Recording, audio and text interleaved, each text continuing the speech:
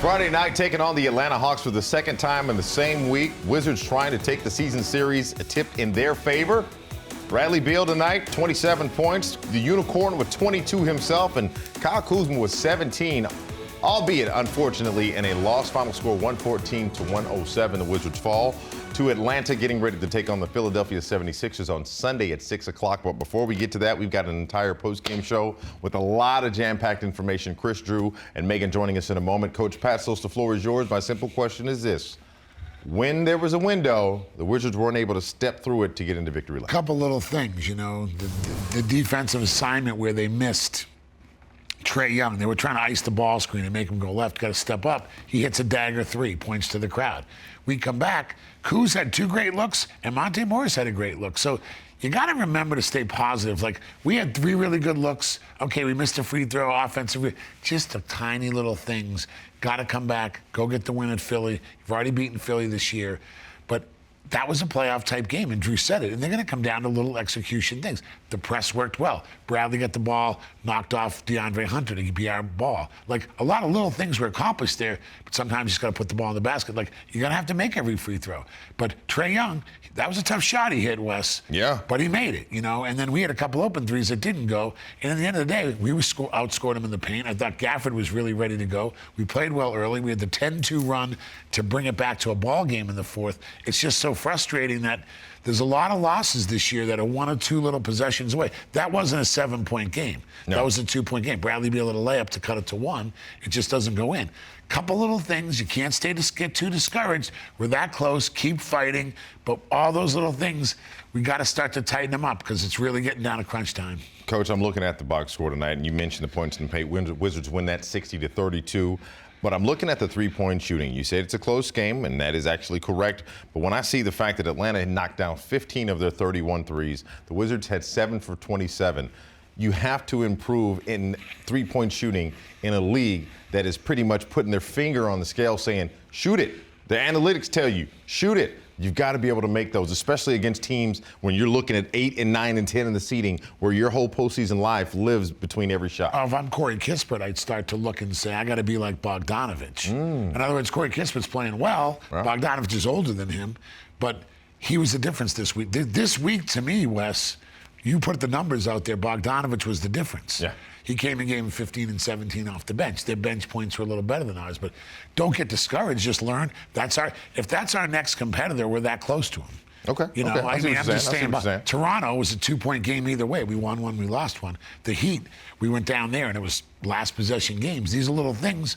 Just get a little bit. Monte Morris looked good coming back. I liked Gafford getting the ball a lot. And the big three, Kuz wasn't himself early, but he's logging a lot of minutes. He plays really hard, and it's the end of the year. But there's no excuses. There's no more. They're going to say it in this press conference. There's no moral victories. Yeah. You just got to get the next one. Then you get Detroit coming in. But it would have been nice to get these 2 wins. We lost by a little, but the learning part has to continue, and we got to keep fighting while there's 15 games left. Indeed. Coach, you talk about Daniel Gafford, 13 points tonight, 8 boards. I want to begin Chris and Drew and get their thoughts on it tonight.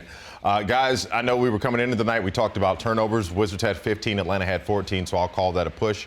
But otherwise, Drew, what do you make of the big three? Which one of those three stood out to you tonight in their performance? I think all three of them did. I mean, okay. Kyle Kuzma didn't get the shots he usually gets, but, I mean, he was pretty efficient tonight. 7 for 12. Didn't really get to the foul line, 17 points. I mean, that's when you know you're having a great season, when you expect so much more than a solid performance. I mean, prior to Kyle Kuzma coming to the Wizards, you say, hey, yo, if he's averaging 17 points, taking around 12 shots, that's highly efficient. You could live with that, but that's not the case. If Kyle Kuzma has 17 points, he was shut down in my eyes. I mean, this is a guy that's capable of exploding for 30, 40 points any given night. And from going from 92 points combining for the big three to 66 tonight, that's almost a 30-point drop-off. So you need to score from other areas, and they didn't get that. Denny Aldi only 5. Corey Kispert only 7 points. DeLon, thank God, he had 10. But other than that, he was the only guy off the bench in double figures. So you needed somebody else to step up offensively. But to go back to all of this, playoff-type atmosphere, making adjustments. I said it's going to come down to the fourth quarter. And that's what it did once again tonight. These numbers are battle tested. The reason why all these teams are bunched up in the play-in in 9, 10, 11, and 12 is because night in, night out, they're presenting these same ball games, whether against another opponent or against each other. Toronto, Atlanta, Jim, you said it. These games have been close for a reason.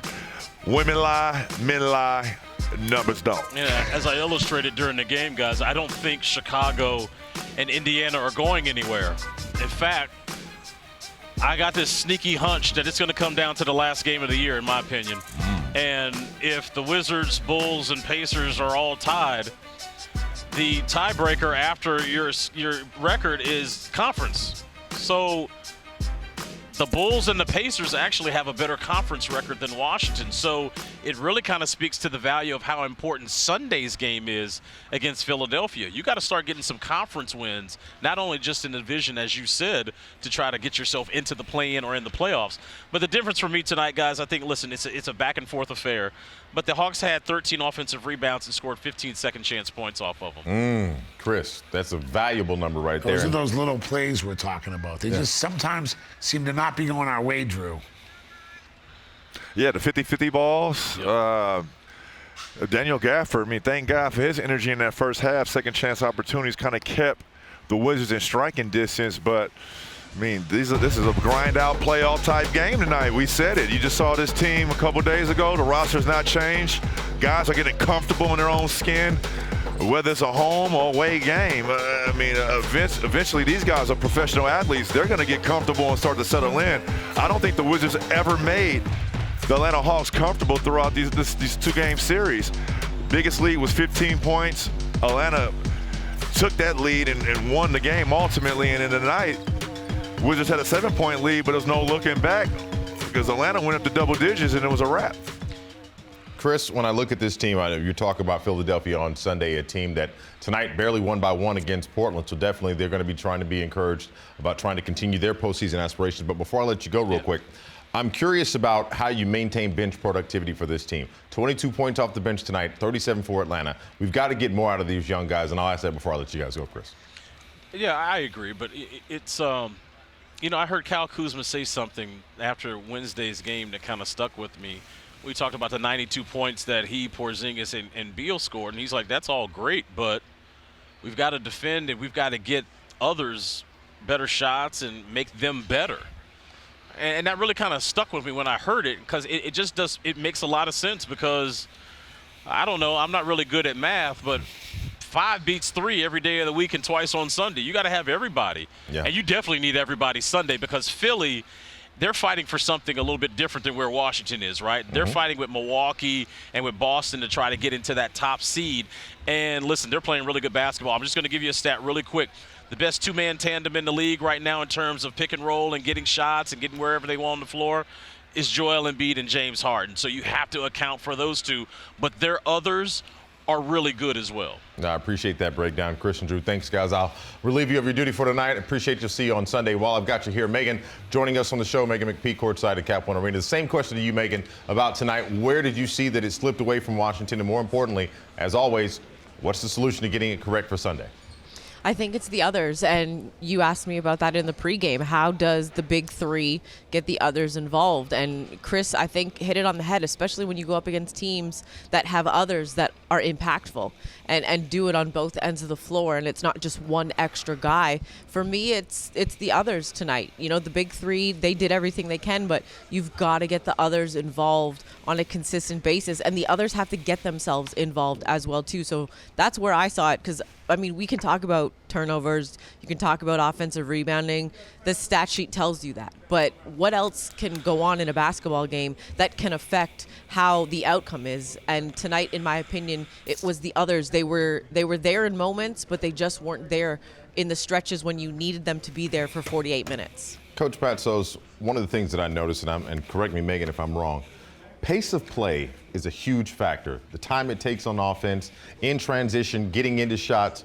What are you seeing that is preventing the Wizards from keeping that accelerated, aggressive style of offense? Because when they're doing that, things work wonderfully. But when they slow down, all of a sudden, one thing goes wrong here, one thing goes wrong there, and you're in a trick back. Go ahead. Can I actually touch on this? Because I asked Coach about this before the game, and I asked him in the sense of the shot selection that happened in that second half in the game on Wednesday against Atlanta when they made their run and eventually took the lead. And he said it wasn't necessarily just shot selection. And this was what I was saying on broadcast with regards to the screening action and the screening angles that he was seeing. He thought that when you don't get the right angles on your screen, which is why I asked Drew to kind of break down what he meant by that, when you don't get the right angles, you don't allow yourselves to go downhill the same way, because now, the angle might not be where you need to be, and a DeLon or a Brad or a Monte has to actually go out off the screen wider than they want to. You don't get the angle for the right pass for the roll, and he felt that was another angle as to why they had